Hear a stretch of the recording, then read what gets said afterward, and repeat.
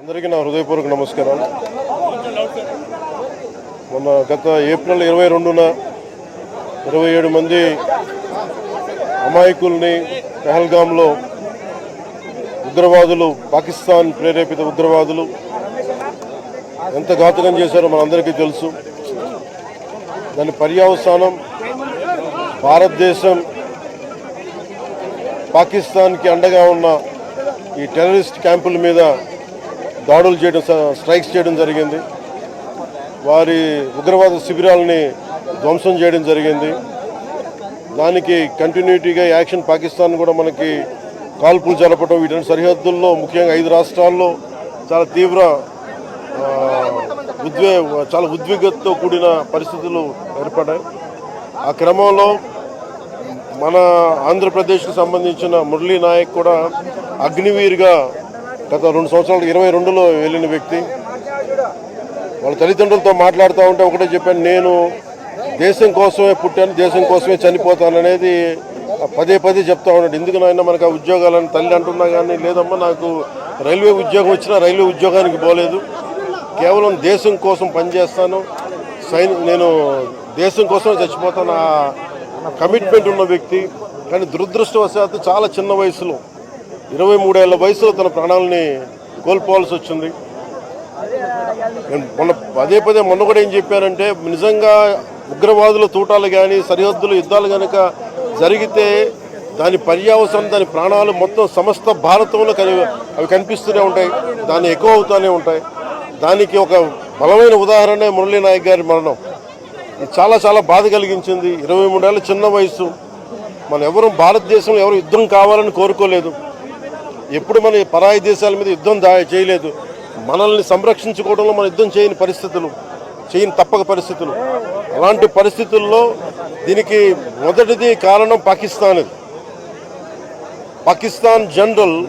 Army general కూర్చోబెట్టి రెచ్చగొట్టి ఒక వారం ముందు, ఏప్రిల్ 22 ఒక వారం ముందు రెచ్చగొట్టి ఉగ్రవాదుల్ని ప్రేరేపించి అమాయకులైన మనుషులను చంపించేసి దానికి పర్యవసానమే.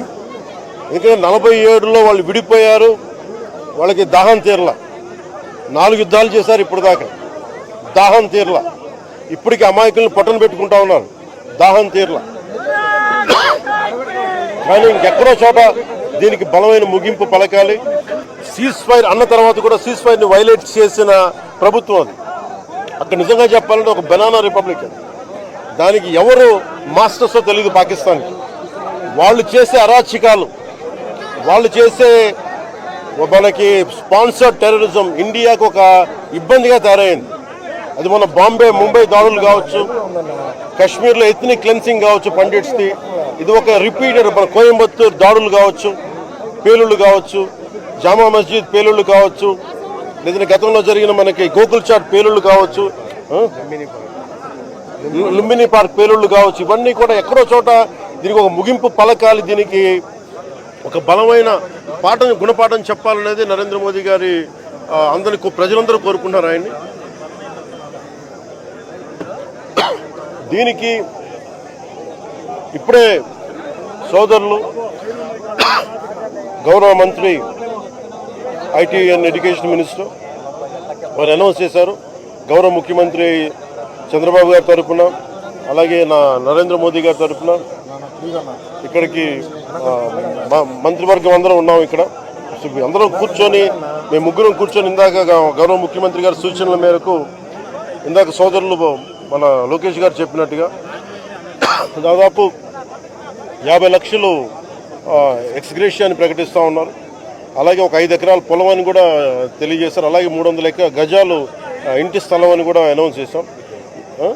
అలాగే ప్రభుత్వంలో వాళ్ళకి ఎవరికైనా సరే, వాళ్ళ నాన్నగారికి కానీ ఎవరికి కానీ ప్రభుత్వ ఉద్యోగం కూడా ఖచ్చితంగా ఇవ్వాలనేది క్యాబినెట్లో ముందు పెట్టి దాని నిర్ణయం తీసుకుంటాం. ఇవన్నీ కాకుండా నేను అదనంగా వ్యక్తిగతంగా నేను కూర్చోబెట్టి నా ట్రస్ట్ ద్వారా ఒక 25 లక్షల రూపాయలు వారి కుటుంబానికి నా వ్యక్తిగతంగా నేను సాయం చేస్తానని తెలియజేసుకుంటే, ఇలాంటి పరిస్థితులు రాకూడదని కోరుకుంటాం. కానీ దురదృష్టవశాత్తు ఇలాంటివి జరిగినాయి. మనం అందరం ఇలాంటి పరిస్థితుల్లో భారతదేశ ప్రభుత్వానికి, ప్రధాని మంత్రి గారికి, అగ్రనాయకత్వానికి, ఆర్మీకి, నేవీకి, ఎయిర్ ఫోర్స్కి, ఎంటైర్ డిఫెన్స్ ఫోర్సెస్కి ఇది మనం అండగా ఉండాల్సిన సమయం. ప్రతి ఒక్కరూ చాలా ఎరుకుతోటి చాలా జాగ్రత్తగా ఉండాలి. ఎవరు వాళ్ళు వేలాది మంది ఈ లష్కర్ ఏ తోయిబా లేదా జైషే మహమ్మద్ తీవ్రవాదులందరూ కూడా వాళ్ళు భారతదేశం మీద రకరకాల దాడులు చేయడానికి ప్రయత్నం చేస్తూ ఉన్నారు. సీజ్ ఫైర్ని దయచేసి మనం ఎవరో నమ్మట్ల. సీజ్ ఫైర్ శాంతికి ఒప్పందం కాదు. వాళ్ళు ప్రత్యేక పరిస్థితుల్లో లొంగిపోయి ఇంక మా పాకిస్తాన్ బతకలేదు అని చెప్పి కాళ్ళ బేరానికి వచ్చిన 3 గంటల్లోనే మళ్ళీ సీజ్ ఫైర్ని వైలేట్ చేశారు. సో ఇది అందరూ కూడా గమనించాల్సిన విషయం. అందుకని దీన్ని ఇలాంటి పరిస్థితుల్లో భవిష్యత్తులో ఇలాంటి ఉత్పన్నం కాకుండా ఉండాలని కోరుకుందాం. దాని తగ్గట్టుగా మనందరం దేశానికి, దేశ నాయకులకి, ఆర్మీకి, నేవీకి, ఎయిర్ ఫోర్స్కి, ఎంటైర్ డిఫెన్స్ ఫోర్సెస్కి మనం బలం ఇవ్వాల్సిన సమయం. అందుకని మీ అందరూ సహకారం కోరుకుంటూ సెలవు తీసుకున్నాను. జై హింద్. మురళీ నాయక్ పవన్ కళ్యాణ్ గారి వీరాభిమాని. చిన్నప్పటి నుంచి వారిని కలవాలని తహతహలాడుతూ వచ్చారు. అటువంటిది ఇవాళ పవన్ కళ్యాణ్ గారిని ఇక్కడ రప్పించుకున్నారు. దురదృష్టకరమైన విషయం ఏంటంటే చాలా అది నేను ఇక్కడికి రాగానే నాకు చెప్పారు, చూసాను, చాలా బాధ అనిపించింది. అతను నేనంటే ఇష్టపడవచ్చు, కానీ దేశానికి మా అందరికంటే కూడా దేశాన్ని ప్రేమించే వ్యక్తి, అలాంటి వ్యక్తిని కోల్పోవడం నిజంగా చాలా మా అందరికీ కూడా, లోకేష్ గారికి కానీ, మాకు కానీ, మా మంత్రి గారికి కానీ, ప్రతి ఒక్కరికి చాలా చాలా బాధ కలిగిస్తాం. వారి ఆత్మకి శాంతి చేకూరాలని, వారి కుటుంబ సభ్యులకి నా ప్రగాఢ సానుభూతిని తెలియజేయాలని, భగవంతుడు వారికి బలం ఇవ్వాలి. ఈ పుత్ర శోకాన్ని ఒకే ఒక్క కొడుకు, ఇంకెవ్వరు లేరు, ఒక్కటే ఒక కొడుకు. ఒక్క కొడుకుని కూడా చిన్న 23 ఏళ్ళు కూడా, 25 ఏళ్ళు కూడా లేవు, 23 ఏళ్ళ వయసులో చనిపోయాడు దేశం కోసం. చాలా చాలా చాలా బాధగా ఉంది. వారి కుటుంబానికి అండగా ఉంటుంది. చేసిన సహాయమే కాకుండా మా 3 పార్టీల నుంచి కూడా వారికి ఏ సహాయం కావాలో మా నాయకులు ఎప్పుడు అందుబాటులో ఉంటారు. మా గౌరవ మంత్రివర్గ సహచరులు ఉన్నారు, ఎమ్మెల్యేస్ ఉన్నారు, అన్ని పార్టీస్ అందరూ వారికి అండగా ఉంటామని తెలియజేసుకుని సెలవు తీసుకుంటాం. జై హింద్.